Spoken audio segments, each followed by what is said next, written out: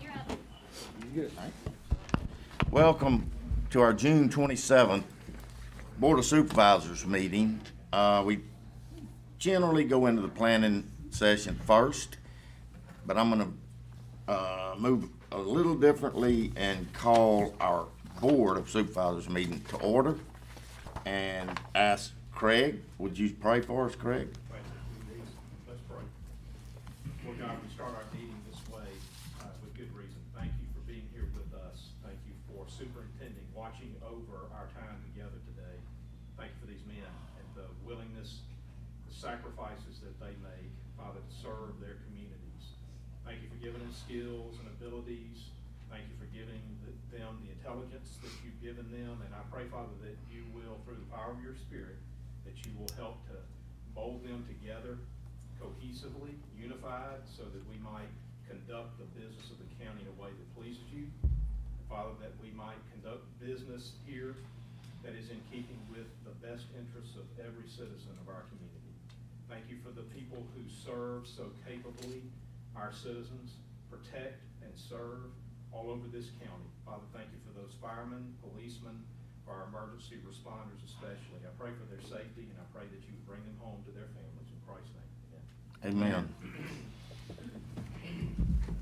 All right, we're gonna start off with public comments, and our very first thing out of the chute is Rankin County Youth Court.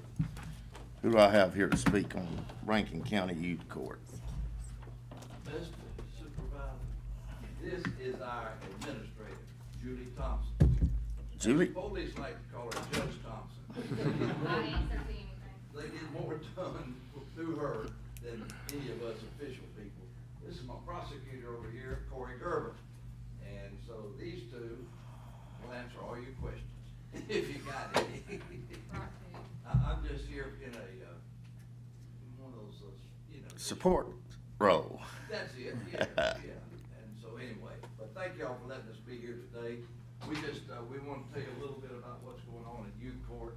And I say we, I ain't got a mouse in my pocket. I'm talking about these two here. But we do want to let you know, y'all got the best youth court in the country as far as I know, but for sure the best one in Mississippi. We've had so many people come and visit us. In fact, we had 4 people yesterday come spend the day with us, not checking on us, but seeing how we do things. And these folks were doing that long before I got there. And at my age, I suspect they'll be doing it long after I'm gone. But in any event, I'm so proud of our youth court. It just, I can't tell you how often we get calls, can we come see how y'all do things? And that's an honor for us and for all of y'all who have supported this program. So it's growing all the time. We got, this one just got back from California, where he spoke to a bunch of folks from the country. It was 7,000 people there for youth court issues. And he was speaking to them about the role of what the prosecutor has to do when we put somebody in a diversion program, an intervention program. And got rave reviews about what he did. But anyway, that's Rankin County. I've been here, I wasn't born here, but I got here as soon as I could. And I've been here long enough to know that you would not expect that Rankin County to be leading the charge in any particular area. What? But in terms of youth court, it is, it's doing what we need to do. And now, I'm gonna leave it up to these two to tell you how they're gonna straighten the bad kids out, okay? That's, my job is just to sit up there and listen and see if they've got a good idea about what to do. Cause I know it's gonna be a shock to you, but we have some bad children in Rankin County. Probably y'all never, do I? I never would have thought that. I know, it'd be a shock to everybody here, and probably the audience here too. It's shocking to learn that, but. Some of us were. Exactly. But seriously, we had, I don't know, recently we had one docket that had 26 cases on it. So that's a lot to try to handle in one day. But thanks to these two and the rest of the great staff we have, we can handle it.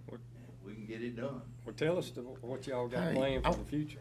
Before we start, Ms. Thompson, you had some visitors. Yes, sir. Would you tell us who the visitors were? Yes, so. And where they're from? A couple months ago, we had Sunflower and Humphreys County Drug Court, visit. They are starting a drug court program, and so. So we're a model. Yes, sir, we are the model court for the state.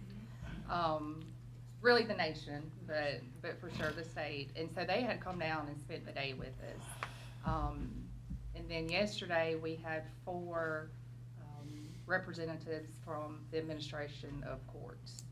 And so the 2 of them were over the intervention courts, and then 2 of them were just with the AOC over youth courts. And who are they with? The administration of courts through the Supreme State. Court. Yes, sir. State Youth Court Yes, was sir. here visiting Yes, our, sir. okay. And that was strictly for, just to see how we're operating, to be able to guide the other courts. So we are coming up for recertification on juvenile drug court and family intervention court. That will be more the end of July, 1st of August. So the visit yesterday was just to come and see how we operate. Good. All right. Tell us what you come to tell us. I want to thank y'all for letting us be able to travel and do these trainings. We went to California recently. On a grant. Yes, sir. On a grant. Yes, sir. Want to be So, sure, we don't do all this gallivanting around on your dime. We have to had, have grant. when April starts, usually April through September, y'all will see a lot of requests come in for trainings. We have different departments throughout the youth court. So drug court, all those trainings are covered through grant money, 100% funded. And we also carry our therapists from Region 8 on those. We have the 0 to 3 program, which we have a conference coming up the end of August. So that is 100% grant funded also. We'll carry our guardian ad litems to that conference. And then juvenile justice conference, what am I missing? Drug court, a state drug court conference, which for the state drug court conference is really big because we are the one, Rankin County is what's really looked at. Everybody wants to know what Rankin County's doing. We usually get up and give a small presentation of our program, have a table set up sometimes. And so we're known throughout the state, and I just appreciate y'all letting us continue those trainings. We always make a point to tell them, feast is for laughter, wine makes merry, but money is the answer to all things. And we have y'all to thank for that, because you can't do the things we do if you don't have the kind of financial support y'all have given us over the years. And of course, we scraped up a good bit of grant money here and there too, but, Youth court is very good about writing and applying for grants and running a lot of their programs on Yes, grant sir. money. It's not Rankin County tax money. That's right. We have a total of $5 million in grant money. Yep. And we're very fortunate for that. So, through DPS, AOC, and then our largest grant is through SAMHSA. And Yep. so, we're able to help the kids and the families. We had a great day at drug court yesterday. We had some graduates. And it was, sometimes you wonder what I'm doing, is it really helping? But then you have a day like yesterday and you see the families and they turn around and tell how great the program is and what we've we offered. graduated one lady yesterday who had 12 children. She had 8. I mean, 8, and the other one had 4. The other one so had 4. total 12 12 total. 12 Yeah. total. Our programs work. And This is Corey Gerber, Judge Yeah. Corey Gerber. Go ahead, sir. thank you, sir. So we our programs work. We can't do what we do without the support of the people of Rankin County, and it's not just. And youth court gets a lot of the praise for that, but it's not just us. We have our coalition, and it's people from Rankin County, businesses, the churches, the community outreach that comes in, and they assist us do what we do. We're just the people that hand off and delegate for the most part, but the services do work. And as Judge said yesterday, 12 children's lives were changed because of the Family Intervention Court. Yesterday afternoon, we had 2 juveniles who worked through a juvenile intervention court that came before the court because of drug issues.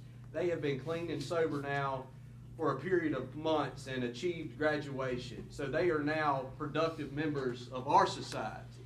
So we can't do what we do without the support and the help of all of you, but Rankin County is the model court for juvenile and family courts in Mississippi, and it's also in the nation. You can't go anywhere without someone and saying you're from Rankin County and they go, oh, that's Tom Broom's court, or that's the court where y'all do this, where y'all do that, and it's innovation. We're problem solving, and again, we can't do that without the people in this room. So we just want to say thank y'all and want to give you an update as to where we were, and we're free to answer any questions y'all have about any of the programs that we have. Corey, Yes, sir. excuse me, Judge, will you tell us what your responsibilities, what's your position, how long have you been there? Oh, absolutely. I've been at the youth court in Rankin County since 2018. Much like Judge McDaniel, I'm not from here, but this is my home. This is where I'm raising my child. You live in Rankin I County? live in Rankin County because this is the best place to be. But I started in youth court serving parents in abuse and neglect cases. Any abuse or neglect that's reported to CPS, I would come in and represent those parents and help find services so that those children could remain in the home. No matter what we think about those parents, whatever struggles they're going through, no matter what our personal beliefs are, those children love them. That's mom and daddy, and they don't want to be separated. And my job was to go out and find services and resources and assist the court in keeping those children in the home. And heaven forbid, had they been removed, get them back there as quick as I could. That's how I started. And a position opened up and allowed me to move into the role of representing children in those types of cases, and representing children in delinquency cases. And again, providing services, going out, talking to people in the community, saying, what can y'all do for these kids? Finding mentorship programs, advocating on their behalf to the court. And the small children in abuse and neglect cases. Having been a neglected child myself, I know how they feel. So I can sit there and have that communication, that role, that discussion with them, and tell them this is going to be okay, and work with their parents still to keep them in the home. And Judge Broom had an opportunity to move me to the prosecutor. And I've been prosecuting cases now since 2020. Well, 21, I started prosecuting, and I've been doing that ever since. And the same is true. You know, whatever your role is, we're all a team. It's not defense attorney, prosecutor. It's a team. What can we do for these children? And my role now is any type of case that's brought before the court for abuse and neglect, I present that to the court. I argue on behalf of everybody in this room, make arguments to the court, recommendations to the court that's in the best interest of the children. On delinquency cases, I represent Rankin County. I represent the victims, the state to the court, making recommendations for rehabilitation. That's our primary role.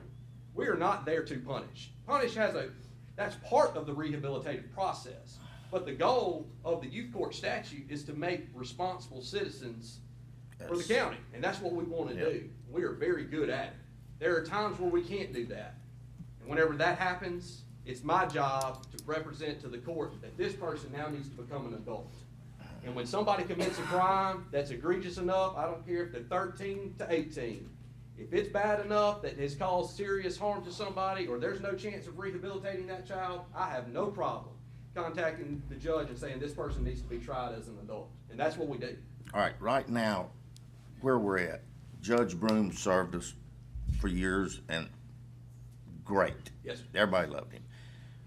Judge Broom has passed away, and we, through the governor, appointed this young man Got stuck with it. to be an interim until we have an election. So you will be stepping aside at some point soon. That'll be in November. Yes. Okay, and we will elect a new judge. November. Okay. All right, thank you. There's some other minor matters on that ballot, like President, Yeah. We consider this the most important job. I on think that. he's ready to go. Well, he has served us in about That's every right. capacity that you can serve. That's right. Can't as- hold a job. as Thank a- you, buddy. We appreciate what y'all doing for Rankin County, and absolutely. thank y'all Well, thank y'all. for the Thank y'all for patience your y'all service. have with these children and trying to Yep. find the best Well, we do it because we love it. The best And there's answer, no- yep. There's no other way to explain it. And y'all feel free to come join us any day. If you wanna come out Yep. and sit and see what we do, we'd love to have you. Yep. I would tell the people that's sitting in here, if you've never been out there, go visit. It's, you don't realize what we have out there and how these people are educated. They have teachers that come in. It's, anyhow, we could take all morning. But we thank you for coming, Thank y'all very much. and you're welcome to come back at any time. Thank y'all. Thank y'all. Thank for what you y'all. do. Appreciate y'all. Appreciate Thanks. it. Appreciate y'all. Thank you.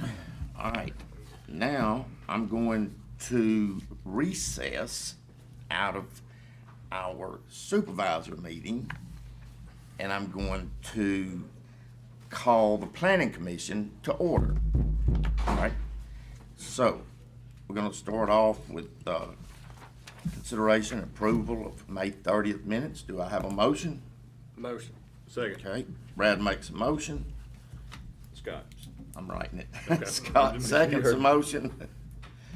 Any other discussion? All in favor? Aye. Motion passes. Old business? Do we have any old business? No old business, so we'll skip right on past that. New considerations.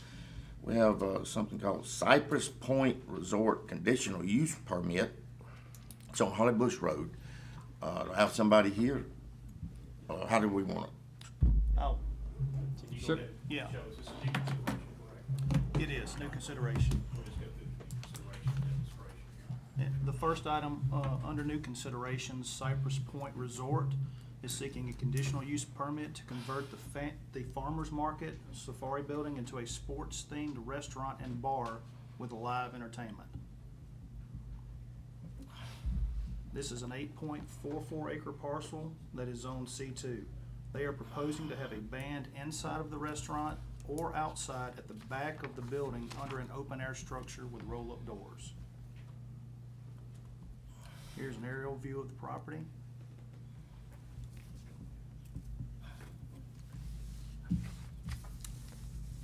This is their proposed floor plan. No changes will be made to the exterior of the building. Live music will be available Friday through Saturday from 6 p.m. till 10:30 p.m. and Sunday from lunch until out of respect of the surrounding neighbors. This is the kitchen layout that they have there. And here's a view of the property. These are some of the surrounding properties. That's across Holly Bush or across Clark? This right here is, That's Holly Bush. That's Holly. yeah, that's Holly Bush. That's it. Can you go back to the map, the parcel map, and show us exactly on that parcel or I guess bird's eye view, yeah. Is it where that black line is? Black line. Is that a black? Can you point to us where Oh, they're it's- proposing? Yes. No, yeah, that's it, right? Oh, it's not showing the mouse. For some reason it's shot this. It's just to the east side of the main structure. It's on the east side of the farmer's market. And that's, you're looking at it there, looking, I guess, north, but it would be on the east side. All right, the bottom level, the bottom part of that box, the land below that, that's part of the farm, isn't it? That's part of Yes, it. sir. There's, okay, Yeah, that's the safari area there. and that goes for miles. All right, the red, and I'm saying to the east, Yeah, that's on the the east side. red line, Yes, sir. just to the side of that is Clark Road. Yes, Clark sir. Creek Road. Clark Creek. Clark Creek Road. Okay, and on the other side of that road, what dwellings are there? Can you, Let's see if we can find, So this one starts on the They- left. yeah, okay, that's just to the, that's on the, Across the street. yeah, across the street, just to the left on the west side. is this the property that we looked at when we were looking about the bridge? No, It's not, how, It would be further to the east. About a half mile down the road. go back to the, not that one, the overhead. So I can just picture, okay. Can you show me on that map where that house is that we just looked at with the driveway? Yeah, right there on Oh, the west that's- side. Okay. All right, Have we had any calls since the sign's been out?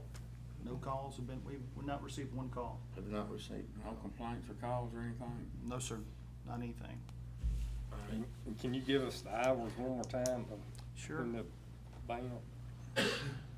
What they're proposing is, live music will be available Friday through Saturday from 6 PM until 10:30 PM, and Sunday from lunch until, Until, like I said, it just says out of respect from the surrounding neighbors. So that's one of those things where, I guess, we're, We probably You guys- need, You guys are gonna have to. we're gonna have to put some kind of, That's right. Yeah, you'll have to dictate that, it'd be appropriate to do that in the hearing. I would- think you're only gonna be asked to set a hearing today on this. yeah. okay, but I'd like to adjust that 10:30 up, I mean, shorter, especially on Monday, Tuesday, Wednesday. Well, I think it's just It's just Friday and Friday and Saturday. Saturday.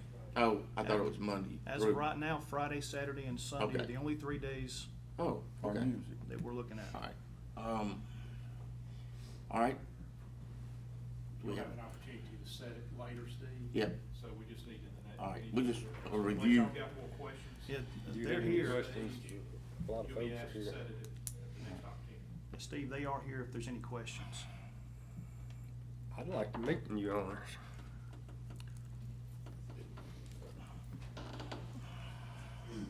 Me too. How are y'all doing? How are you? Just fine. For the record, would y'all just state your name? Kelly Cameron. Elmer Cameron, everybody knows him as Mo. All right, nice to meet y'all.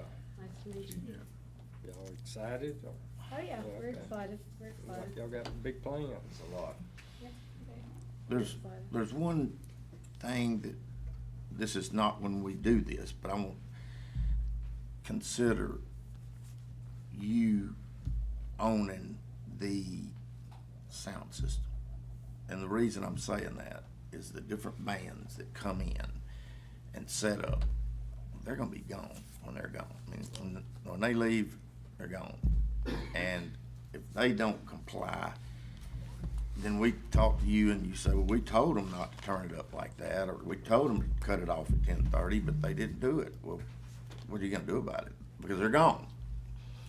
Can you consider owning the sound system to where you can control? I mean, Actually, we have Buck Allman and his son Bucky, and that's exactly the plan they proposed to us, was to have our own thing, to set our own sound, and then we could control where the level needed to Yeah. be, you know, if they get too loud, like, you know. we'll, down the road, we're That's gonna right. wanna know how far the sound travels. That's right.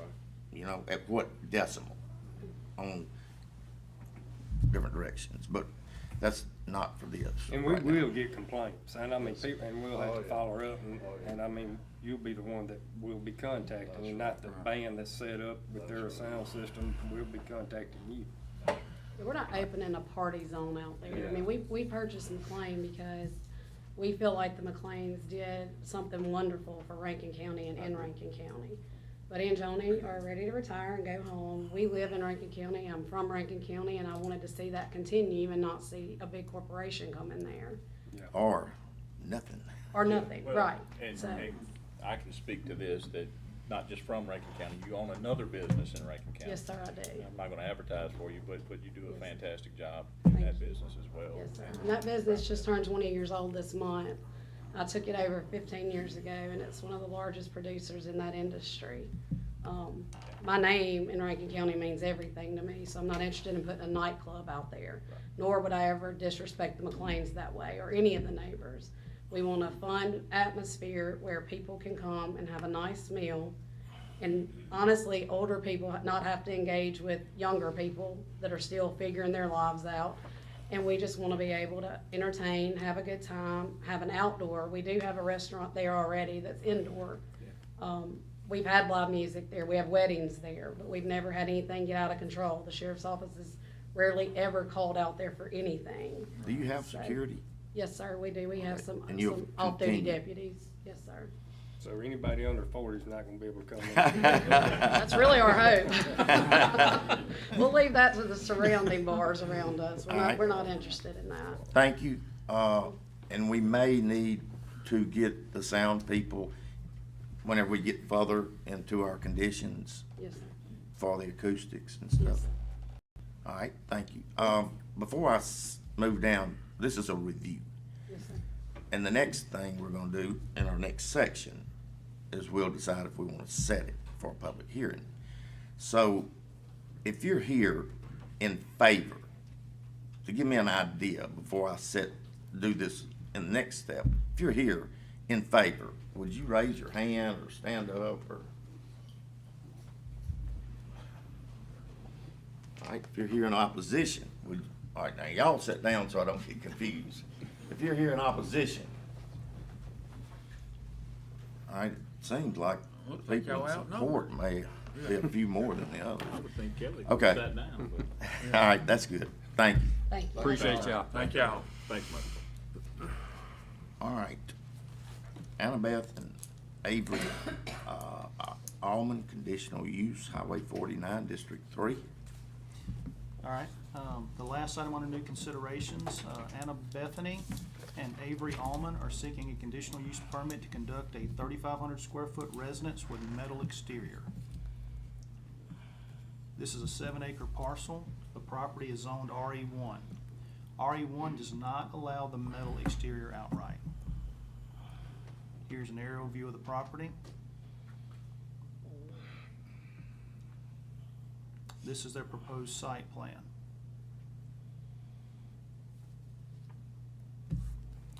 These are pictures of the proposed building. They are seeking approval before purchasing the metal building. They have not decided the color of the exterior yet, but stated on their application it is between black, sage green, and gray. How many acres? 7, 7 acres. I believe that's a 7-acre Yeah. parcel. Yes, sir. Just south of Piney Woods, correct? Yes, sir. This would be My district. your district. Yeah.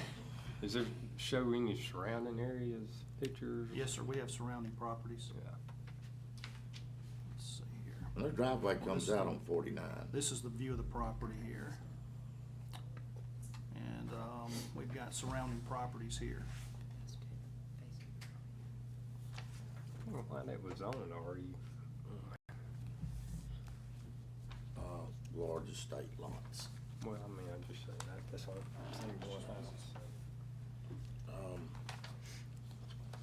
Normally, which this is not my district, and I won't die on the sword about it, in my district, I was the first really to approve what we call barn dominiums, and I want them to be special. I want them to look nice. I don't want to get a bad taste in people's mouth when they hear the word barn dominium. So I have required something across the front, maybe up waist high, whether it's brick or it's stone or it's some type of facade, just something To break the to metal. break the metal. And that's That's Brad's kinda- If you'd like to decision. come forward. Yeah, they you are know, here. All right, if you're here, can you come forward? Whoever, Miss Ann or Avery? How are you? Just Good, fine. thank You would just state your name. Sir. Just state your name for the record. Avery Allman, Okay. what's your address? 203 Dogwood Circle, Okay. Lawrence, Mississippi. Gotcha. Yeah, as far as the structure, I'm kinda like Steve. If you, across the front, if you could just do a little bit of brick, Yes, sir. wing coat or something. Whatever or just would break work it with up. the house. Right. That's something me and her were actually already talking about, and doing the brick around the bottom. I'm a trim carpenter, and I've done a few of them, and few of them we done in the past had the brick around the front and the bottom, and we liked it really well. Yeah. We had already kind of somewhat discussed that a little bit. It would cause you to put a foot in, you know, little, but other than that, the cost is not, people think, you know, well, how I can, well, it's Right. really not that much difference when you take away that part of the 10. And Yes, sir. Brian, can you back up to the aerial of those, Yes, sir. hand drawn? So you're, I'm assuming 200 feet off the road, well, off the actual property line, you probably got some pretty good easement. Probably on 300. Probably 300. Yeah. Yeah, Are you it's gonna good. leave any of that, the trees or any natural in front of that between the Screen. property and the highway? Yes, sir, we plan on leaving most of all the trees across the front. Most of it, so you, Yep. privacy or sound, or both? A little bit of both. Gotcha. Yes, yeah, 49 is pretty active, Yeah. right there. Yes, sir. All right, thank you. All right. Thank you. Before we go into setting public hearings, I should have done it before we got to this point.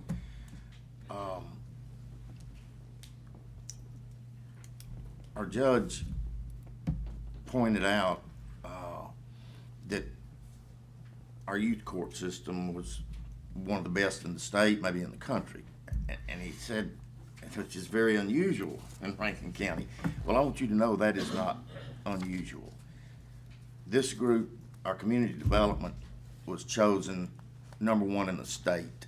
At their, not this year, but a year ago or 2 years ago at their state meeting. Our Rankin County Road Department has been chosen in road maintenance and preservation, county road preservation really, #1 in the country. Our sheriff's department has been recognized many times to be the best sheriff's department in Mississippi. Our EOC has been spotlighted as far as their efficiency and how well they work, Rankin County, state, and federal. I could go on and on. We live in a county where, whether it's your tax collector, your community development, youth court, I think we have a model in all those areas. And I don't want anybody to take offense. Judge McDaniels didn't mean that in a bad way. He was joking. So I just wanted to put that out there. Thank you. All right, now then we'll go to set public hearings. If, when we get past this, if y'all need, any of you need to leave, you're welcome to. But let me get through this setting them. It'll be quickly. All right, let's set the public hearing. First one on here is for Cypress Point, and I'll make a motion to set the public hearing. Second. All right, I made the motion, set the public hearing for July 1st. Brad, second, set motion. Any other discussion? All in favor? Aye. Motion passes. All right, the next one on here is the gentleman just spoke, Avery Allman, conditional use, Highway 49. Do I have a motion? That'd be for July the 17th. That's a different setting date. All right, I'll make that motion. I second. Brad makes a motion, Sid seconds a motion. Any other discussion? All in favor? Aye. Motion passes. We are now through with these hearings and we're going into nuisance properties. So however you can stay and listen if you want to, but welcome to leave. They do get interesting. These get interesting if you want to stay. Thank you. Mr. Williams.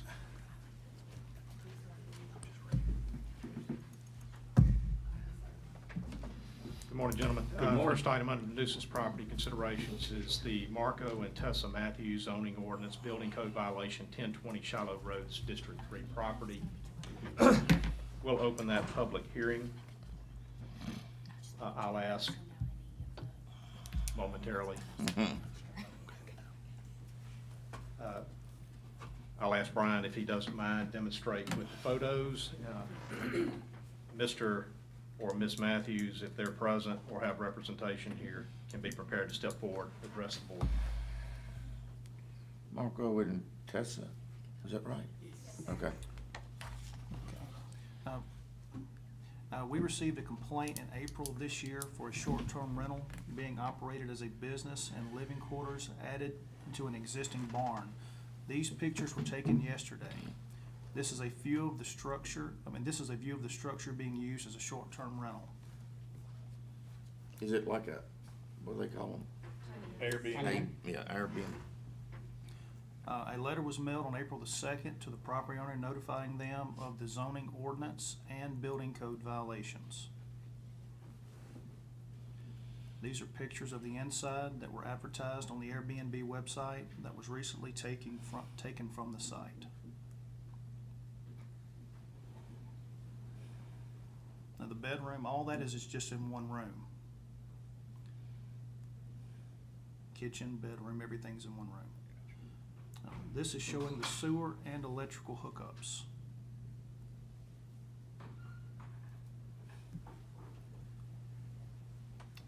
It's a picture of the HVAC. Looks like a That was like it was a heck of a power deer barn. camp. Right. With a fishing camp. Did y'all build that, or did y'all buy that like that, or? So what? we actually, we bought it, the structure, and then we just basically, went in and renovated the inside and windows and things of that siding, all that type of thing as well. So what do they need to do? Well, for it to be considered a dwelling, it's got to be inspected and approved that way.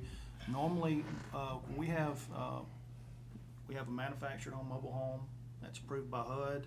We have a modular home that's approved by an engineer's design.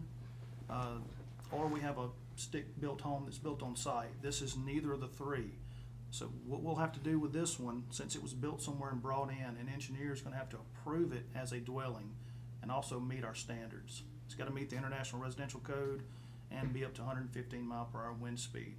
And we also require a perimeter footing for anchoring at minimum. Let me step in and help you guys with working through some definitions here and trying to get our head wrapped around exactly what that is. This would most likely be classified as a recreational vehicle because that's how we define tiny houses in Rankin County. They are defined by our zoning ordinance as recreational vehicles. And we do not allow permanent occupancy of a recreational vehicle in Rankin County. So there's some issues here of the occupancy and how it is to be structured. The idea behind a VRBO is to have it rented and to have it occupied frequently. And that starts running into an occupancy that takes on an appearance of being more permanent in nature than temporary in nature, okay? So we gotta try to figure out what that is. My thought is that in order to solve the riddle, take it out of the classification as a tiny house / recreational vehicle. Wheels have gotta go. It's got to be affixed to the ground. It's gonna have to have a foundation. I'm personally, this is me, I'm not a decision maker, but I'm not happy in the least with that utility setup with the sewer and the water connections and how that, if I'm a neighbor, that doesn't do anything for me right there. Where is this? I know Shallow Road. But Right, we own about 15 and a half acres out of Shallow. And, this is, I guess, beyond, like Deer Creek, Deer Ridge or something like that. Deer Ridge, right? Yeah, Deer Ridge Road, and so it's beyond that portion going east. And so, with that being said, it's not near any neighborhoods or anything like that. We're kind of a little ways off of the road for sure to get back to where we are, where this is actually. Honestly, neighbors or anything like that really can't see it. I mean, it's deep off in our woods per se. But needless to say, with that being said, again, anything like this is, like I said, we're here to work with you guys to try to figure out exactly what needs to be done and what we can do to rectify it for sure. Well, I mean, how did Southern Pine come out? Because that's Southern Pines area, and hook the power up without a permit. It was a permit. Permit was from the county. Yes. Technically, that It's got a- axles it's a and camper. wheels. I mean, it could be a camper. It's a camper. It's movable. That's the way they made it. it's probably when they come out, you know, cause you could pull in a travel. That's trailer right. and You- do you the very- same thing, Mhm. you know, I'm not saying that's what that, well, I'd call that's what it is, but it's, you know, it's got axles and a trailer tongue, that's, It's a they're still on it, recreational right, vehicle. Right. yeah. Yeah. But really, you can't pull it down the road. It looks pretty tall. I mean. It Might meets, struggle to get it meets the criteria without any kind of, permit as well for that too as well. Because that's the way it was built. I think 14, within the 14, foot height. Should be 13.6 or under. 13 or, yes, so Yeah. definitely, yeah. It looks like some water behind it. It is, so we have like a 26-acre little pond out there, what you wanna call it. I don't call that a pond. Well, you know what I mean. So it is a little, I mean, it's basically for a little recreational area. We would like to, you know, have, you know, people over or whatnot, you know, if they wanna fish, do anything like Is that a that. house right that I'm looking at behind it? It is, there's another structure, in front, behind, you know, in front of that as well. Is that y'all's or your It neighbor's? is, it is. Okay, That we own that as well. okay. Do y'all wanna see what it looks like? Cause I had to go visit it yesterday just to understand what's going on. Man, who But- are you, man? I'm Lee Jones. Okay. I sold real estate here and I was trying to navigate and understanding what his language was. I'm trying to help him through it. And then I realized what they're trying to do is, differentiate a structure to a dwelling. To me, I consider that on wheels, not either. I mean, You And it consider has it what been in now? other areas. Didn't you?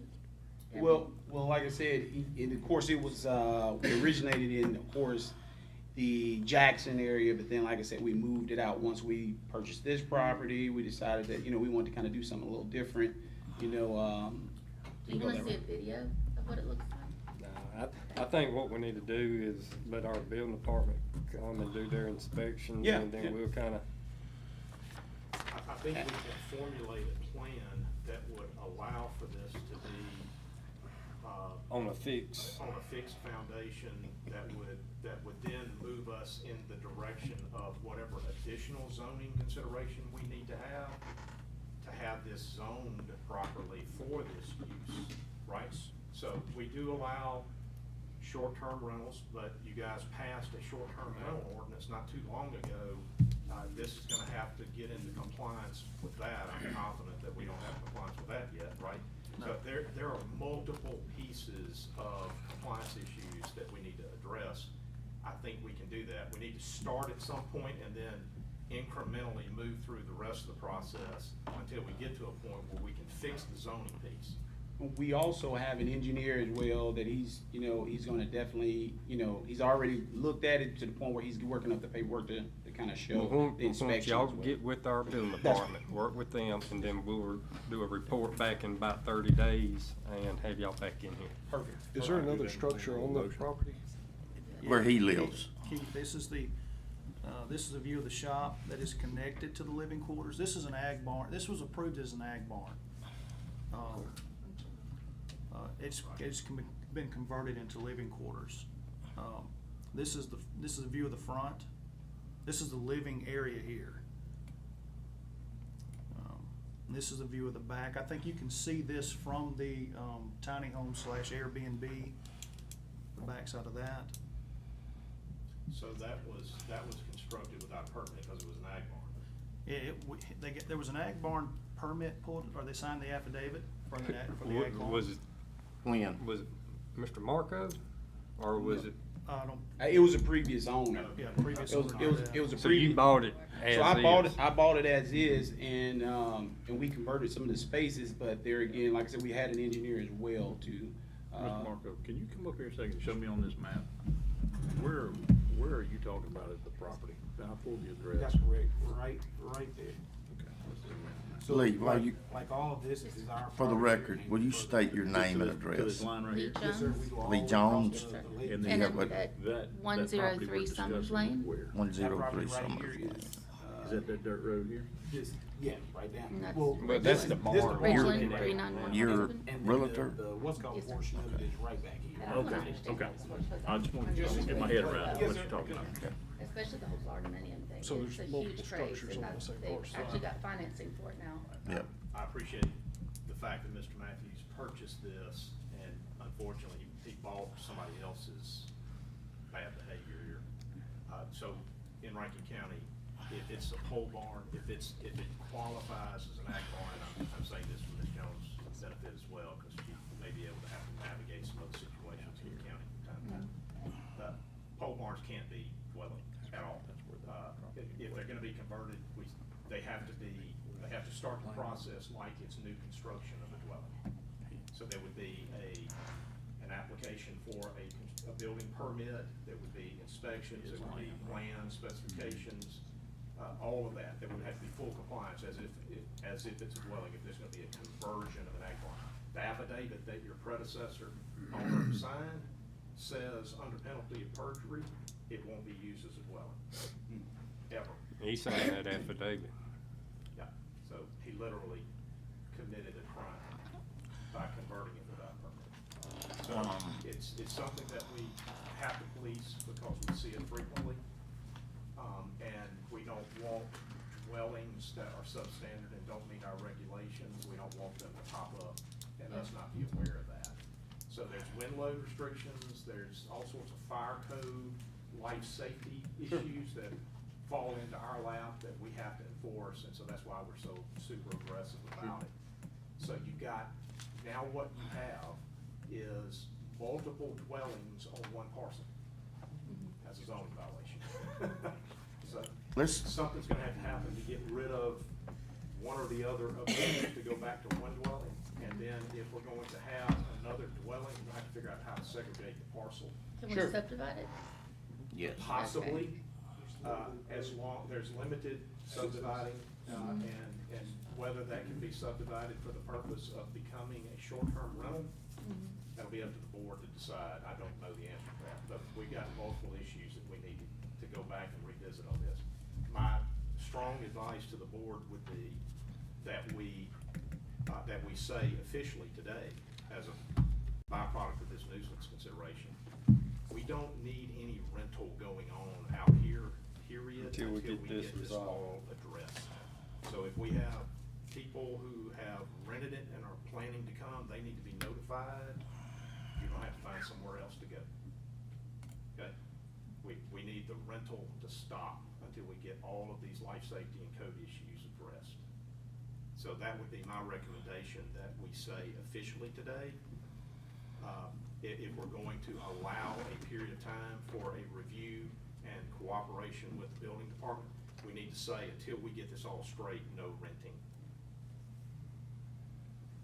So and like I said, it's already been taken off, so like I said, that's been done. Okay, so you paused it already? Absolutely. So and that's what we've been doing, we're trying to work with the building department for sure, so we can try to figure out exactly what we And need then to do. we'll come back the next planning commission.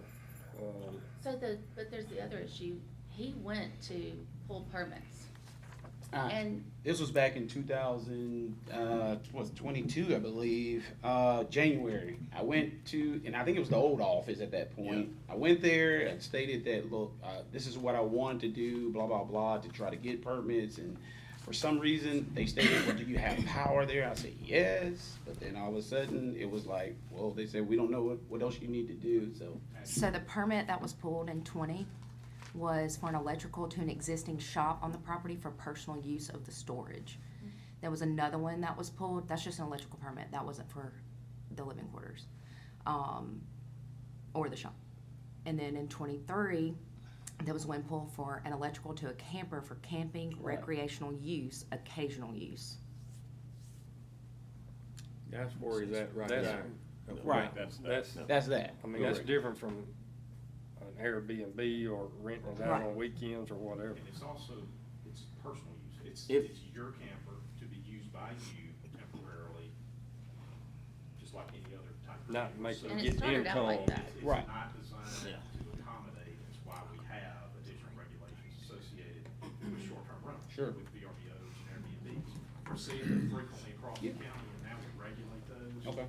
And so there's issues of compliance with multiple regulations here. Sure. We wanna make sure Yeah. that if somebody's gonna occupy that dwelling and we get a bad storm through here, Yes, sir. that we're not gonna have a trailer. I got that A lawsuit. collapses on Yeah, people, I totally understand. Especially kids. All right, if he says, I just wanna have it for my own recreational use at times, Is he okay right now?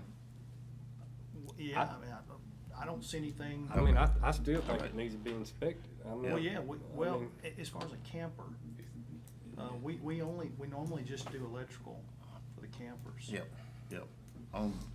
Hunting clubs and fishing clubs, they fall under a little different deal. Okay. All right, we'll just work with them and let's sure. work it out. Okay. All right, how do you want us, Brad, how do you want to handle it? We need a 30-day recommendation. I make a motion. Can we to- go more than 30? Cause this, it may take more than I 30. think we can move pretty quickly on the initial stages here. Okay. And let Brian come and be prepared to come back and report to you guys. This is where we are. I'd like to see movement quickly. Right, and then give him time to do what Yeah. he needs to do. At the end of Get the it. 30 days, you can Right. extend it in a Okay. period of time as long as we're seeing good progress, but I think we need to Okay. revisit in I'll 30 make the days. motion. All right, do I have a motion? I would like to make the motion to pause it for 30 days till they can meet with community development, Brian. And then also, part of that motion, I would like for it to say to not rent the structure. You agree Until with we that? get so, approval. but no more rental until we can get this resolved. I'll second All right. that motion. Scott made that motion, Brad seconded the motion. Any other discussion? All in favor? Aye. Motion passes. Thank y'all for showing up. Thank you. All right, thank you all. See you in 30. All right. All right. As we get prepared to move into the nuisance property, I don't want to leave anybody out. I want to recognize our chancery. All the chancery do a wonderful job. And thank you, Mark, I thank the predecessor, and I thank all the employees. All right? Item 2, for the record, we're going to close the That's right. Matthews hearing. That matter has been suspended for 30 days. Item 2, Mr. President, is the Teddy Taylor nuisance property, 126 Johnson Drive, the District 4 property. We'll open that public hearing. I'll ask Mr. Taylor or anyone representing Mr. Taylor to be prepared to come forward and address the board. Brian's going to demonstrate the photos. Okay, we received a complaint in May for an abandoned property. These pictures were taken on May 3rd. 2 structures with multiple broken windows, rubbish and debris, along with tall grass. This is that other one. It's right next door to it. Brian, Johnson Road, is that over there off Lake Road or something? Off of Luckney. Luckney, Pelahatchie Lake. Pelahatchie Lake. Johnson Yeah, Road. we've worked, so Road, this is not the first one in that area, is it? Right. All right, is anybody here for this house, for this location, for this nuisance? All right, I make a motion, we declare it a nuisance. Second. All right, I've made a motion, to declare it a nuisance, Brad second the motion, any other discussion, all in favor? Aye. Motion passes. Let's move on to Herschel Mouty. Item 2, the public hearing on that one is closed. Item 3, Mr. President, is the Herschel Mouty nuisance property, 168 Airlie Avenue, this is District 1 property. We'll open the public hearing. I'll ask Mr. Mouty or anyone representing Mr. Mouty to be prepared to come forward, address the board. Brian will demonstrate the photos. We received a complaint on April the 22nd for rubbish and debris, inoperable vehicle, and grass.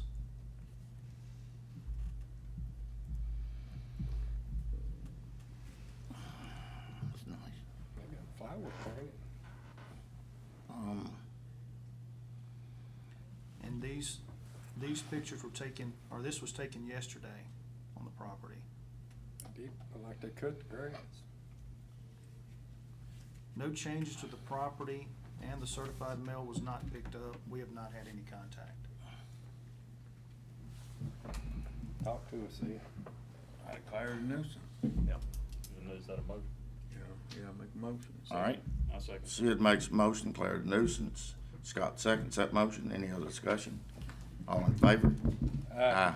Motion passes. That public hearing is closed. Item 4, Mr. President, John Thomas Foote Sr. nuisance property, 172 Airlie Avenue, this is District 1 property. I'll ask Mr. Foote or anyone representing Mr. Foote to be prepared to come forward.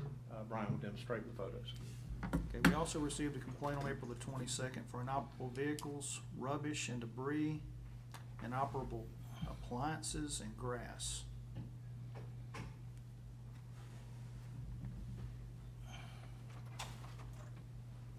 There's your pontoon boat.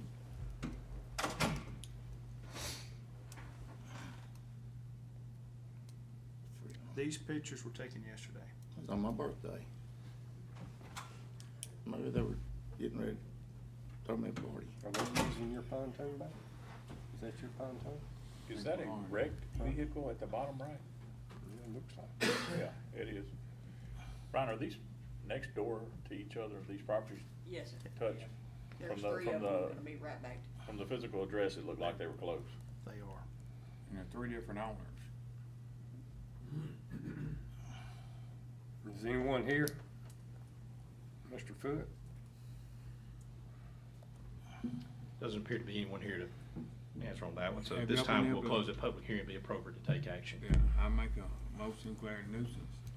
All right, I'll second that motion. Sid makes a motion, declared nuisance. Scott seconds that motion. Any other discussion? All in favor? Aye. Motion passes. Mr. President, item 5 is the Damon Hoffman nuisance property, 164 Airlie Avenue, District 1.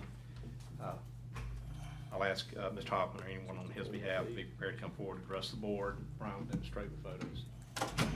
Okay, this complaint was also received on April 22nd for grass, inoperable vehicle, and rubbish and debris.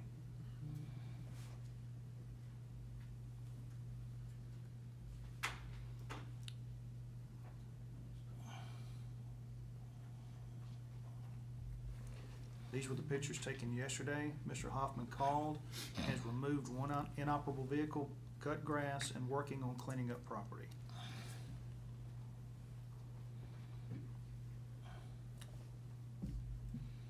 It's Mr. Hoffman. Present. Mr. President, I don't see anyone here to speak on that matter. At this time, it'd be appropriate to take action. City may want to just go ahead and declare it, and since Mr. Hoffman's made contact, ask the staff just to sit on it and work with him. And then at that point, if he quits working with them, they'll have the permission to go on and take it up to justice court. That'd be a way to handle it if that works. Right, I'd be fine. I make a motion.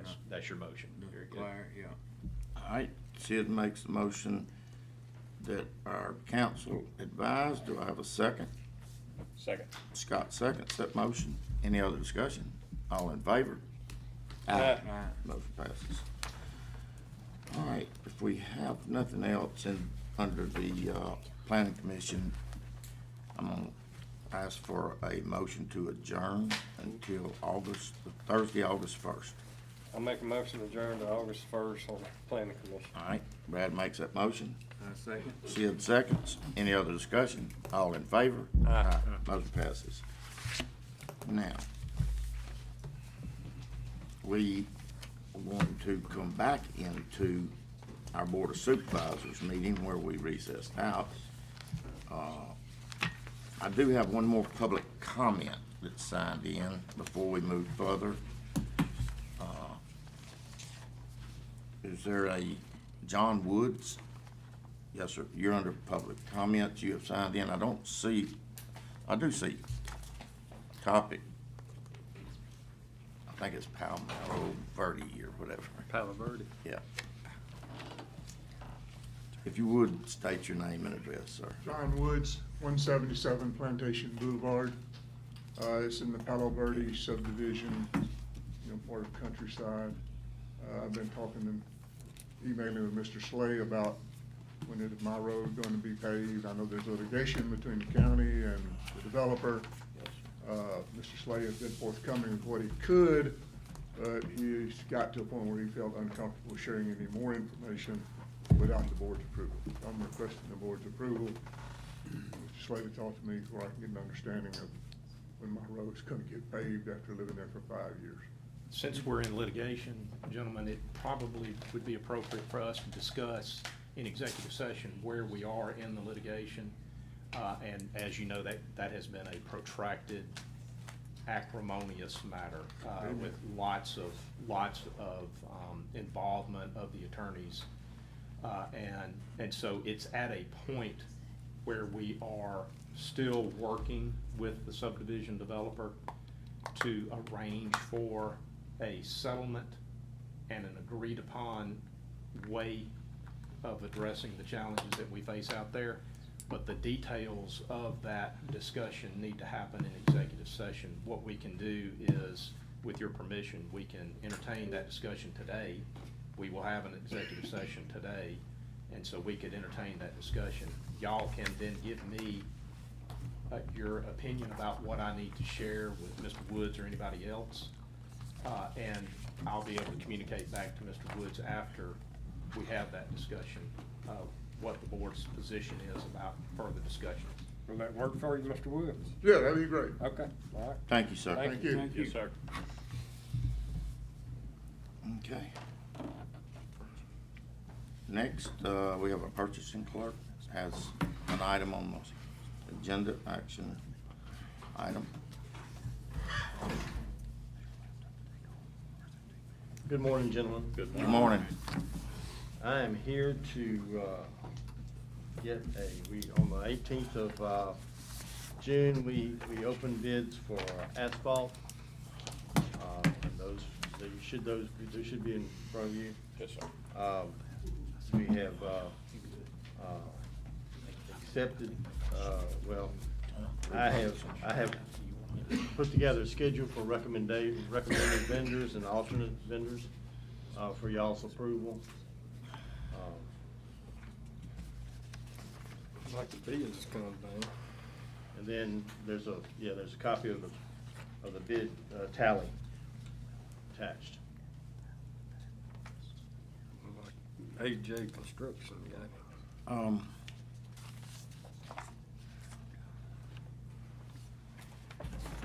On the line items for no bid, is that is that normal procedure?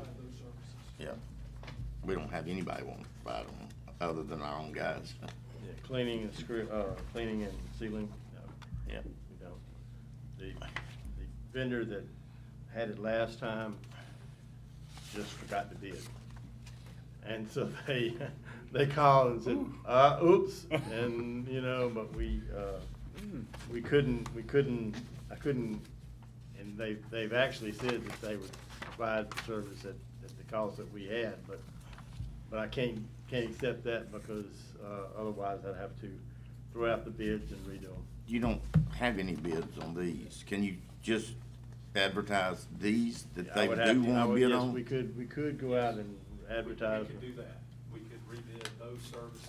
Okay. Those select services, Chris? Yeah. You can structure your bid how you want to structure.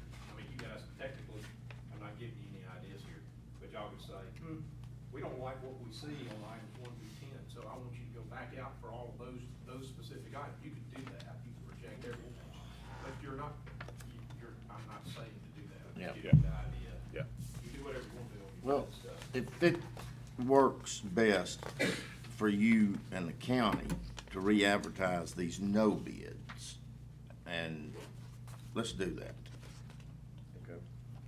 If there's one in there that you don't think that we need or don't see a reason to bid it, just don't bid it, or just don't advertise it. It'll be our place. What? It'll be our segment. Yeah. So Craig, would it, So if y'all will, let's take up the matter before you, which is your semi-annual term bid. And then I want Steve to move to add that item to rebid the cracked stuff. Okay. We'll add that and then act on that. But let's do this All right, semi-annual term so bid system. we're gonna do 1 through 10 and 14. You're actually doing everything that you see on here, Steve, on page 1. Yep. You're accepting the recommended vendor and the 2 alternates as you see them, as reflected on the sheet, 1 through 18. And then we're gonna go back, because you're not doing anything on items 11, 12, 13, and 18. You're gonna go back on your add motion, and you're gonna pick those up Okay. on your next bid process. We just need a motion to approve the All right. semi-annual term bids for asphalt as presented and recommended. All right, I'll make that motion to approve these recommended vendors, alternate 1 and alternate 2, on the items 1 through 18. Second. All right, Sid, excuse me, Brad seconds that motion. Do I have, any other discussion? All in favor? Aye. Motion passes. Now, I make a motion To add. to add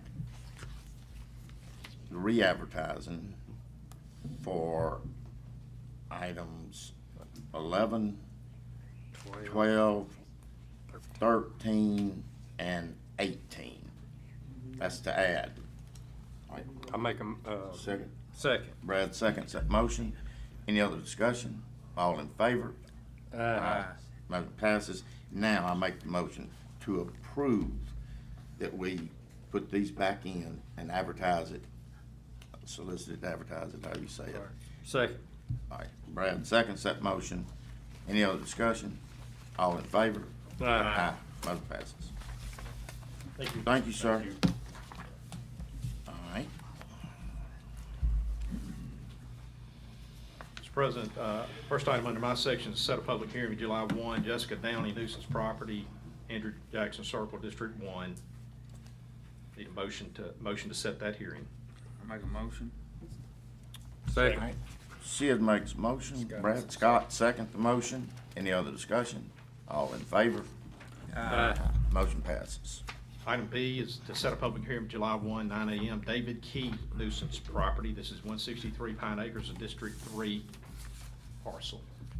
I'll make a motion to set that for July 1st. Second. Okay, Brad makes a motion. Scott seconds the motion. Any other discussion? Hey, Brian, can we have the deputy that went out there on that one off of 18 that? Oh, yeah, the bad one. Yeah. Come in on July and give us kind of update. Not an update, but on what he seen when he showed up. All right, thank All you. right, all in favor? Aye. Motion passes. Mr. President, item C under mine is a discussion of potential action on a disaster debris monitoring service, RFP, related to potential disaster debris removal and disposal. Quick update, you guys authorized the publication of a request for proposals for a disaster debris removal and disposal. And that has been prepared and will go out for publication on, I anticipate that it will be published on July the 3rd and July the 10th. It's structured to receive proposals for removal and disposal at the end of July. July 26th, I think, is the deadline. And so you guys will be evaluating proposals on disaster debris removal and disposal. I'm being very dogmatic about describing that to you. There's another piece to the puzzle that we need your direction on, and that is removal, disposal, monitoring services. So in the world of FEMA reimbursement, you have a disaster contractor who we will go under contract with that is a standby contract. Nothing is happening, nothing is being paid for, no cost to the county. It's just a standby contract with a proposer that you guys will select, who will be engaged in the event of a disaster that results in a lot of debris, to come in and remove and dispose of that debris. In the world of FEMA contracting, in order to get reimbursed for removal and disposal, you better have somebody who counts it and quantifies it and confirms that it actually happened. That's called debris monitoring. And the only way to get reimbursed for disposal and removal is if somebody who's qualified and capable is monitoring it. So there's a school for somebody to go learn that? Apparently there is. It's called engineering school, I think.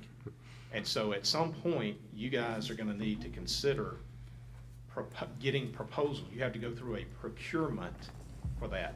You already have an engineer. He's pretty good. Well, if he's qualified. I think he's qualified. I think he's qualified. Yes, sir. He's Mississippi State graduate, so I'm confident he's pretty qualified. But here's where we are.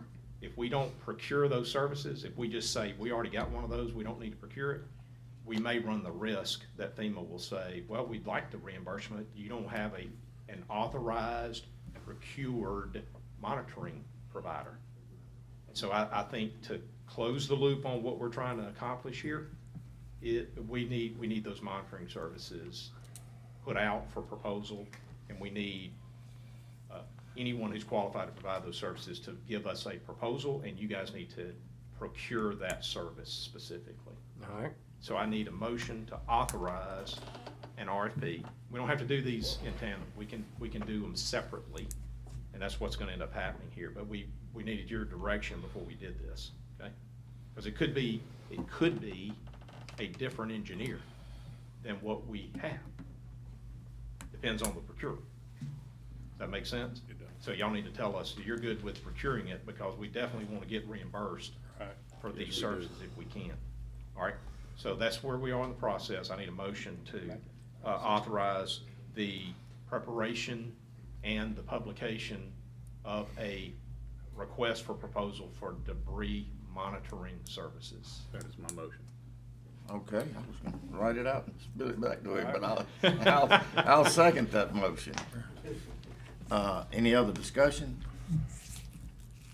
All in favor? Aye. Motion passes. Gentlemen, we've got some additional business, and I at least 2 matters in executive session. Good morning. Good morning. Item A is we're asking for authority to issue a check in the amount of $68,727.65 to pay off a lease purchase for a 22 Kenworth dump truck. This was slated to be paid off in September, but we've already got the new one in. There's no need to duplicate the effort, so we're gonna go ahead and pay this one off, turn it back in, get the buyback amount, and move on with the new one. All right, do we have a motion? I'll make a motion. Brad makes a motion. Do I have a second? I second. Sid seconds the motion. Any other discussion? All in favor? Aye. Motion passes. And any questions on Monday's agenda? No. Not yet. Thanks, sir. Right now. All right. Mike, you got something? I do. I just want to give everybody an update on David Marr III. David had his kidney transplant surgery. It was very successful. There's a good chance he may get to come home today. His donor was up walking yesterday, back and forth in this room, checking on his kidney that David has now. So, everything, the reports are fantastic on his, recovery at this point. Numbers are going down, looking good, and I just wanted to let you know he's a critical part of our organization. Yeah. Well, Thank you for the update. thank you, and I know there were a lot of prayers that went up. And continue those Yep. prayers. All right, I see Mr. Harrison at the Yes, podium. sir, This is under additional business to be discussed. yes, sir. Okay. Got just something quick right here. We've actually, looked at some equipment and some different things for our vegetation debris we're creating with the dead trees and stuff. I would like to, talk to y'all about a grinder and our air box burner that we have looked at this. I'm gonna lean on Craig here in a minute. I've got a grinder that we've looked at. We got a couple avenues we can do with this. We can, lease purchase it. We can just lease it, or we can buy it outright.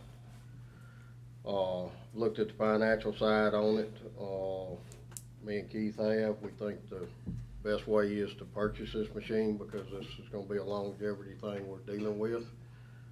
If y'all want those numbers, I can give them to you. Give us some round figures.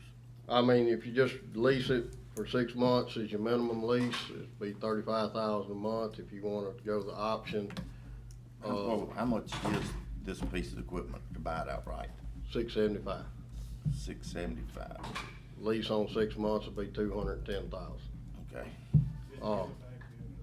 Do what now? And when you give it back, you have no, I No, mean, you just leased it. Doesn't Right. go towards the purchase. Got a lot of chipped up wood. well, you got a lot of chipped up wood, but we got a lot of trees that's gonna take the next 2 to 3 years to get out.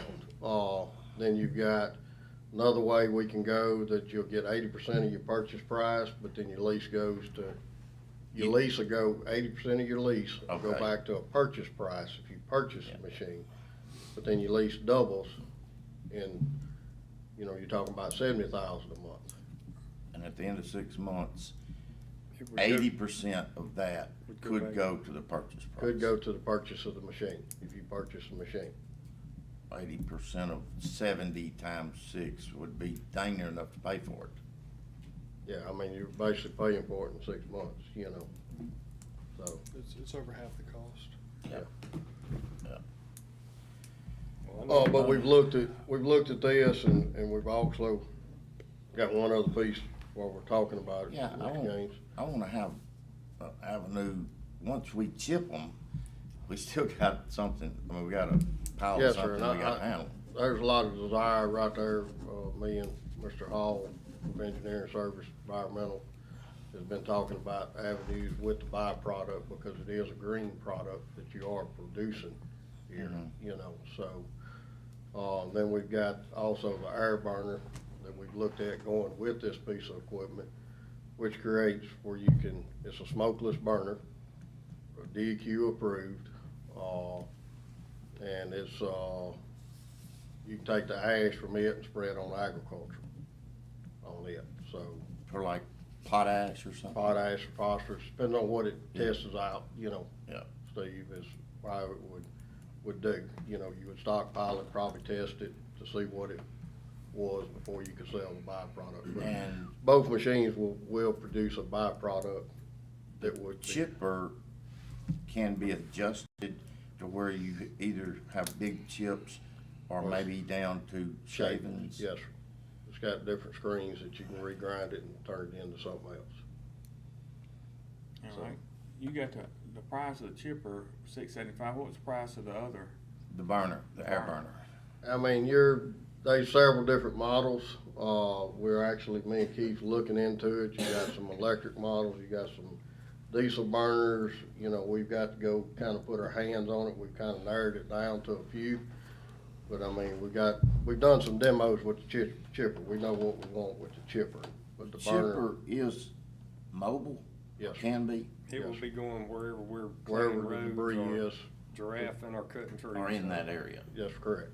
All right, so. And I mean, the burner, we're trying to make it mobile also. If you do the burner and it's electric. It's gonna eliminate you where you are, so. You have to set it up. But there's a couple things we've got to run down to, with the commission of the board to go look at this. I think me and Keith need to go to Florida to go look at this, the factory. Florida? Yes, sir, that's where it is. Just happens to be in Florida in June or July. You ain't gotta worry about me going to the beach. I can tell you that. I wasn't worried about you, I was thinking about Keith. I know Keith Don't worry is. about Keith. But we have narrowed it down to a couple machines. We just really wanna put our eyes on it and talk to the manufacturers a little bit. more Mike, about is there a warranty that comes with any of these machines? Yes, sir, there's warranty, you can get as much as you want. We're looking at with the chipper, a 3-year bumper-to-bumper warranty on it, Including maintenance. including the maintenance, service, that's the whole deal. In that package I just told y'all, $675. We have to come change the oil, service it. They keep the maintenance up on it, all we have to do is change the blades in. All right. You're giving us this information, these two, to me, go together. I mean, That's correct. I don't wanna get the chipper and have a bunch of chip. Then we have to go through DEQ. And that's why I'm giving that to y'all, So- because these two machines kinda go hand in hand with each other. Yeah. But do you have a ballpark figure on the burner? Yeah, I mean, we're looking at 250 to 300, just depends on whether we get diesel or electric seed. Okay. You know, and what size burner we get, you know. I mean, it's kind of a range right there. They make several different models.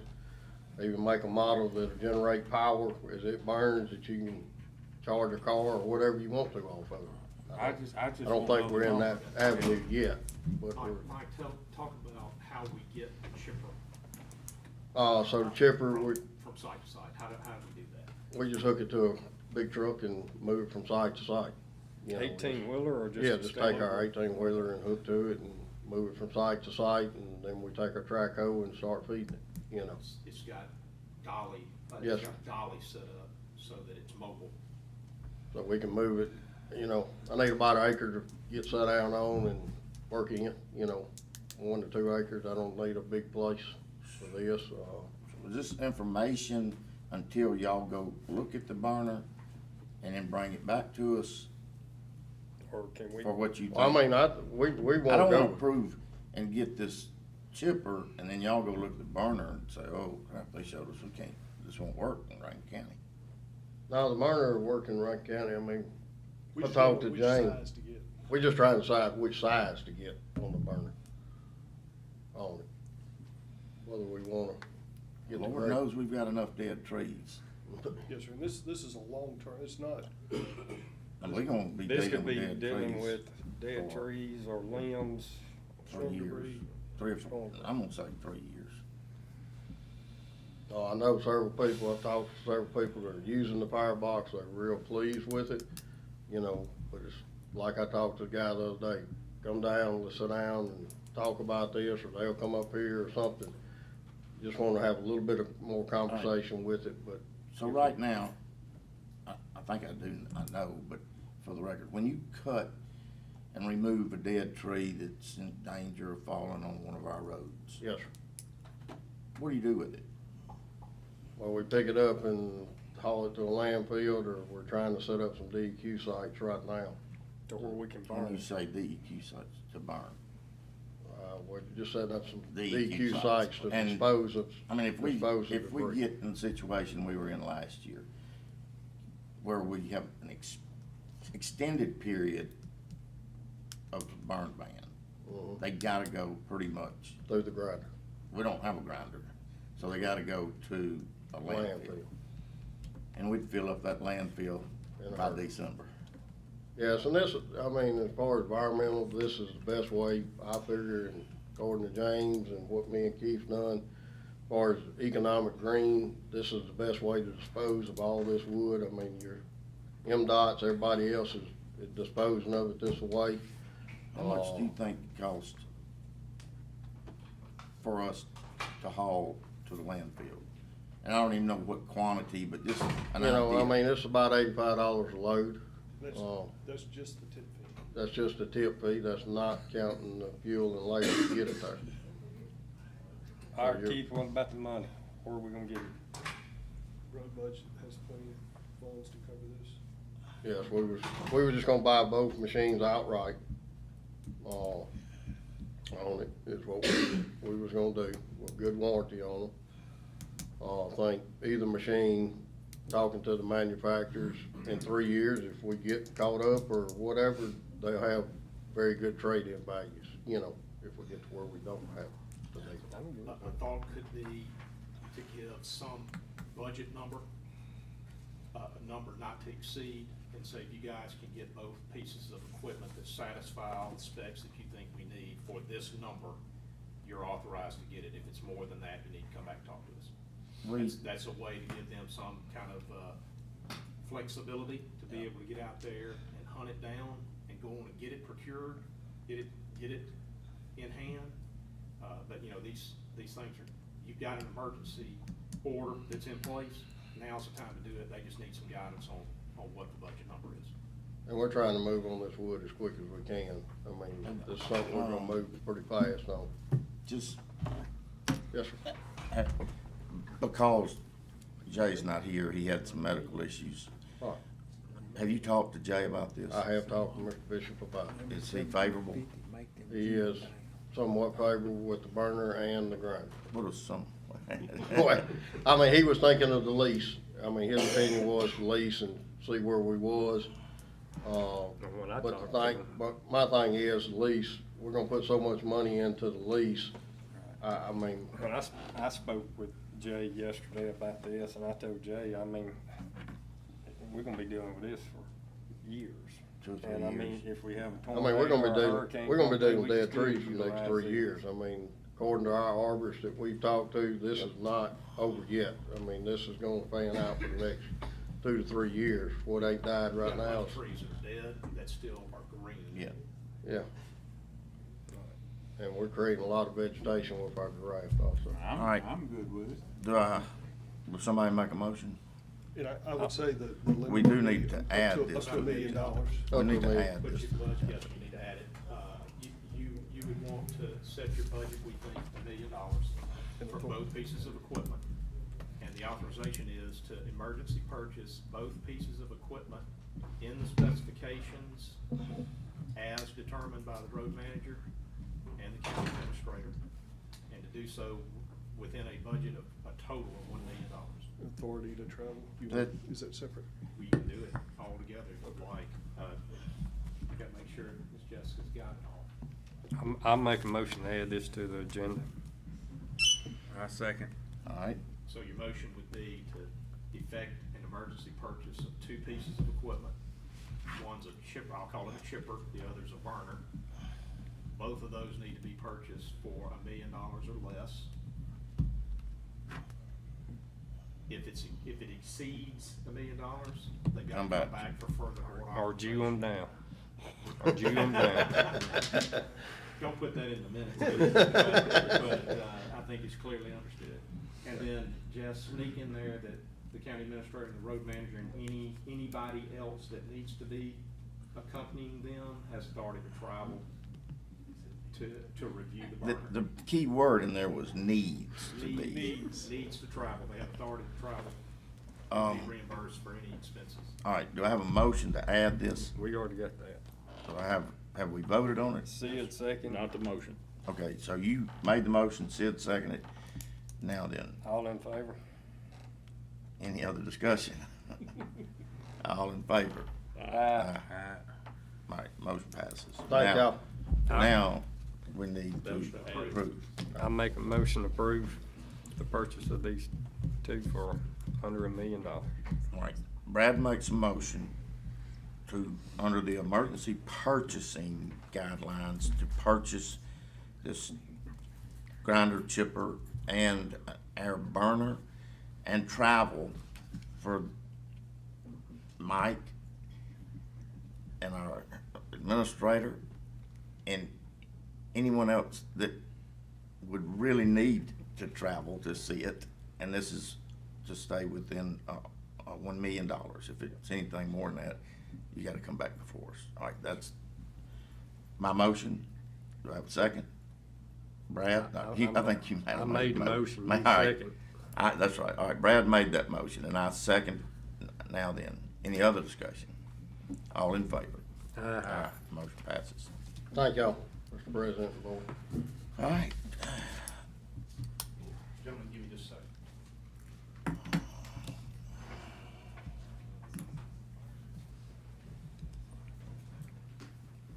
Did you get all that, Chuck?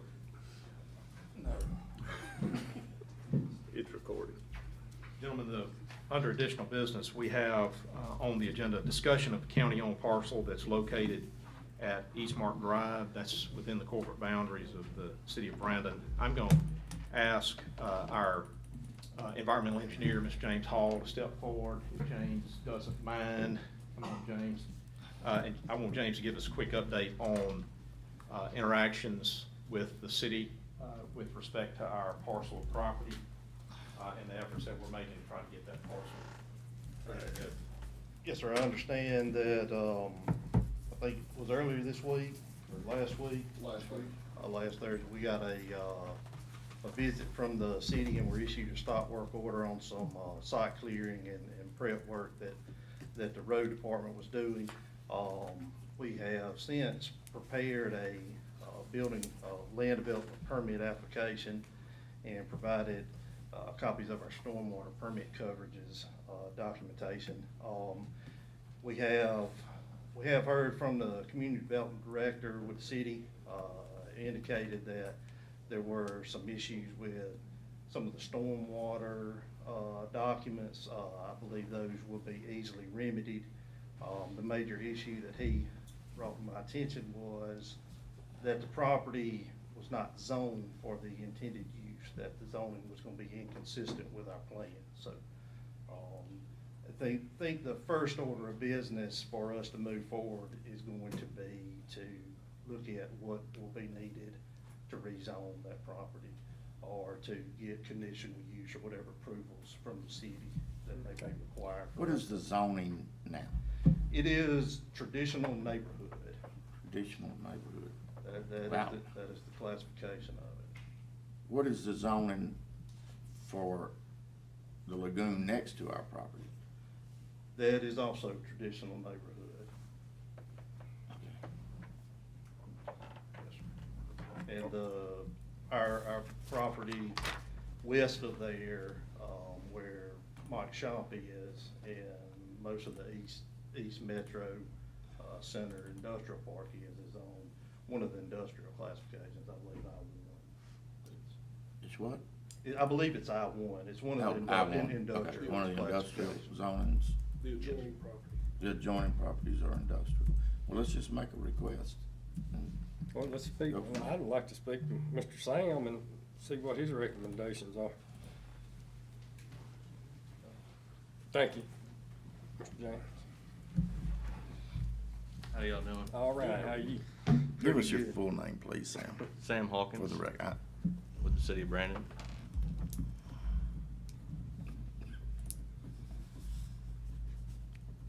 What would be, I guess, your recommendations and suggestions on? Well, the Move intended forward. use would be a conditional use in a heavy industrial zone, so that's I-2. So that would be the zoning classification that you would need to apply for. And we would need to get that rezoned before we can move forward on finish cleaning up or putting a pad in? That's right. Without? Yes, sir. Okay. Hold on, you gotta have a zoning before you can move dirt? You can't get a permit to move dirt, or I'm just. That's right. Yes, sir. Done a lot of construction, I didn't know you couldn't move dirt without a zoning. That's right. And the other thing is, the stormwater permits that I reviewed were for small construction, notice of intent. This will be a large construction, so it's the incorrect permit. And the small construction is actually expired. Well, I'm sure we can work it out. We work with the city, and the city works with us on a lot of things, and sure, it's best if we work together. Right. So, Yeah. okay, thank you. No problem. Do we need to explain the small? Yeah, if you will, because I think there's. Come to the mic, Tim. And James may be better at this than I am. Say your name, your position. Tim Parker, I'll be applying for debris removal, I think somebody. Engineer, county engineer. The small construction permit is issued by DEQ.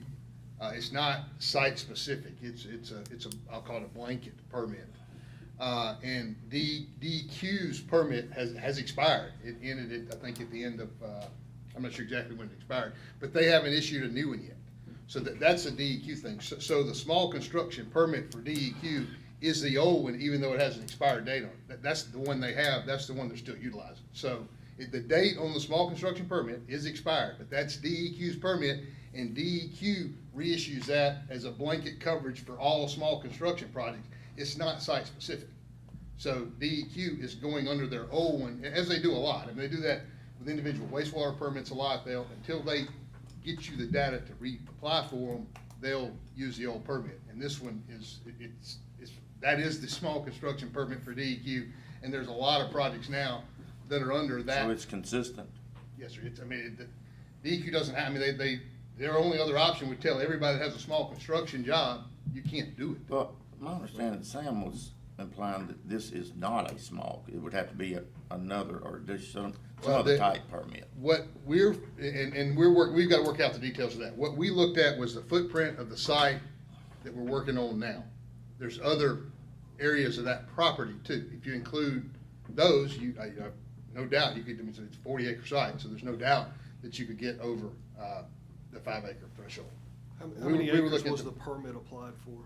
I believe it was 4.5. Okay, and that would fall into the small? Yeah. Okay. Less than 5. How much has been cleared over, how many total acres?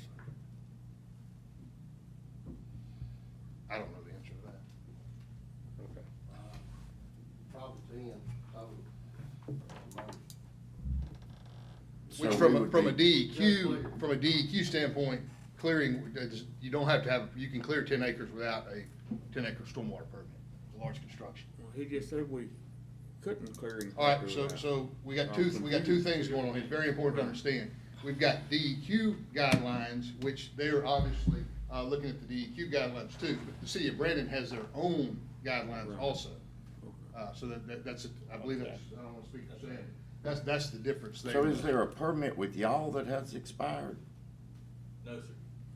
Because we never got a permit, correct? That's right. Right, we never got one. Okay, so from the we need get-go. to get a permit with But the he city. said we can't get the permit until we get the zoning. That's right. That's right. So we need to, We need a land disturbance permit. It's really a grading permit. It's land disturbance. So I believe we have a plan that, we need something that shows the limits of disturbance, all the stormwater BMPs, everything else, a SWIP, all of that. Or did they provide that the other day, or whenever they came and No, asked sir. for it? No, sir. We have a need to general- get us a good engineer. Is that what you're saying? Matthew, you like to stand up? That's right. Oh, you don't want to stand, okay. Yeah, keep your seat then. all right, well, I guess we know what our marching orders are, and,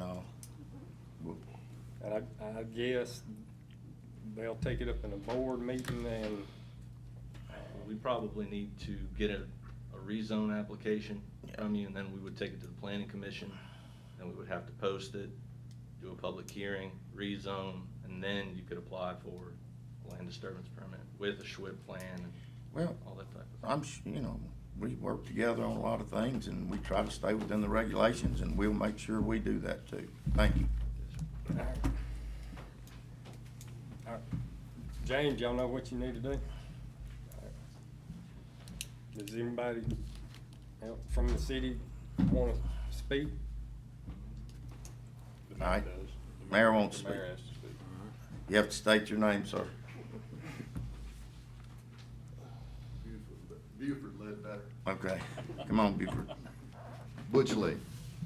So, I respect your board, I respect each positions you hold, and there's something I need to clarify today very clearly, and I can go through some of these reasons. Brad and I have had conversation in the past. He came to the office and had this drawing here that was a future kind of thing of going on, and, you know, I happened to drive through there 2 weeks ago, and the property's been cleared, and there's no stormwater protection, no silt fence. We're driving over our sewer mains, and I think we exposed a couple of them. I warned Brad before any work was done that you've got 6 sewer mains that go through that place. 4 of them are ancient, meaning clay pipe. 2 of them are force main sewers. In fact, if you flush a toilet here in the jail, it goes all the way around and goes through the sewer lines there. So a very sensitive piece of property. You've got an 8-inch gas line that goes through there as well.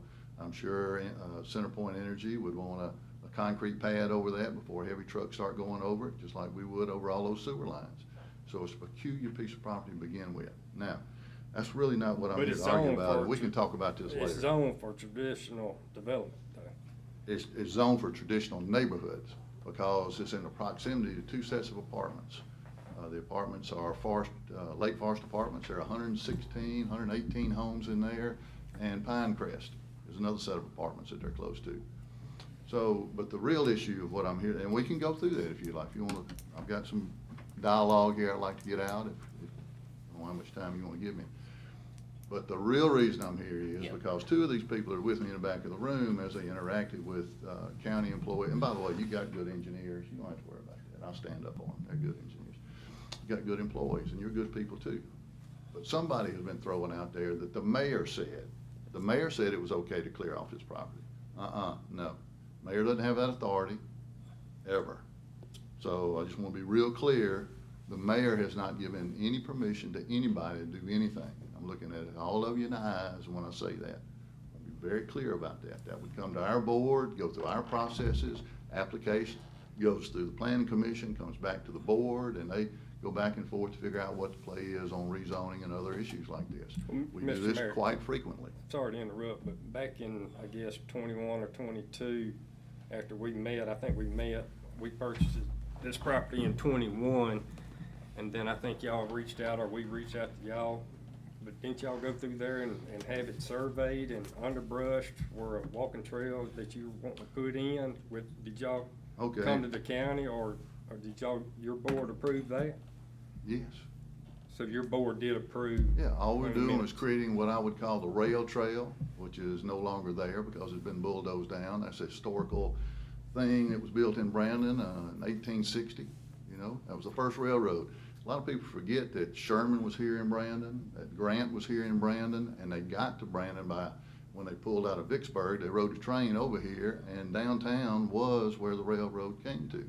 So that was the original railroad line that came into Brandon. And yes, we were trying to tie in downtown Brandon to Quarry Park using that route. And But it's really you just a still can use mound it. of dirt. You can still use a route, but maybe not just that route, but it can still come across the Yeah, property. I know, but you know, it's just a little disconcerting that you go ahead and put a dozer on it and bulldoze down something that's 160 years old that has historical significance when we should be trying to protect those things in Rankin County. Did historic archives did we go through them? Yes, sir. Did they answer?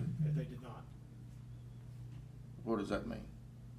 We told them, you were They ordered. notified that there's a potential historic site. They went through some process of evaluation. We got a notification that they were evaluating, and they asked us not to do anything. We put them on notice that for 6 months, I think, we hadn't heard anything.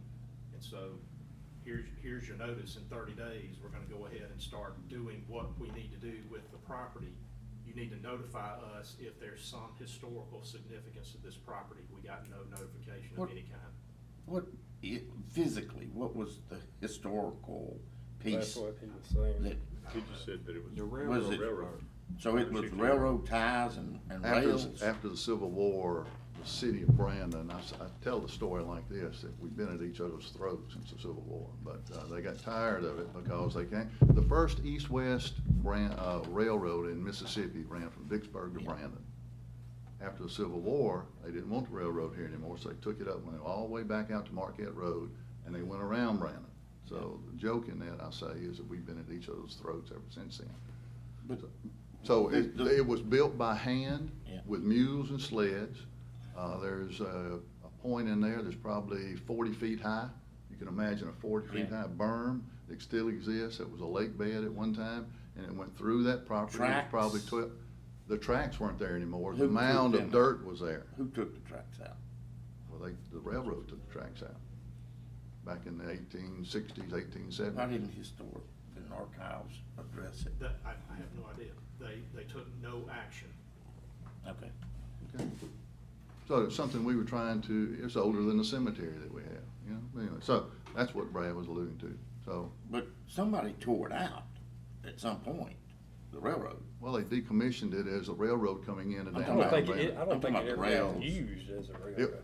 Oh, yeah. Never got I don't know. I mean, Butch might know more than I I should have do. brought 2 Rankin County historical books that would show you that there are real stories in there where that's how they got to downtown Brandon. The monument out here is supposedly sitting where they stacked up rifles and then burned half of Brandon and left when they robbed everything.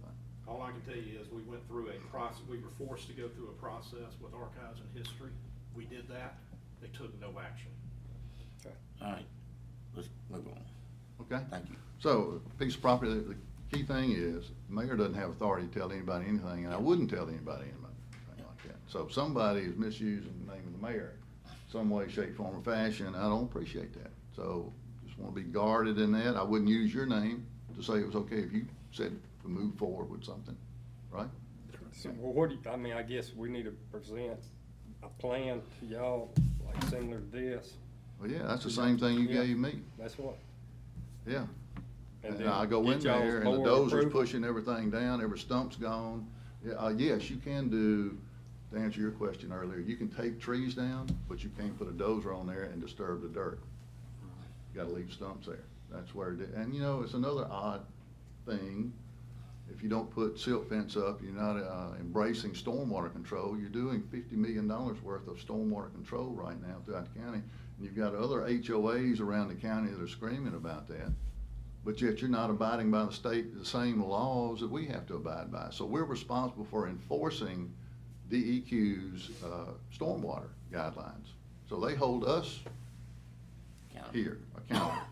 And, you know, you're violating those state laws when you do these things ad hoc and just start working and doing whatever you want to do. just like some builders do, just like some developers do, but you're not like that. We need to exist in harmony. Okay. Okay?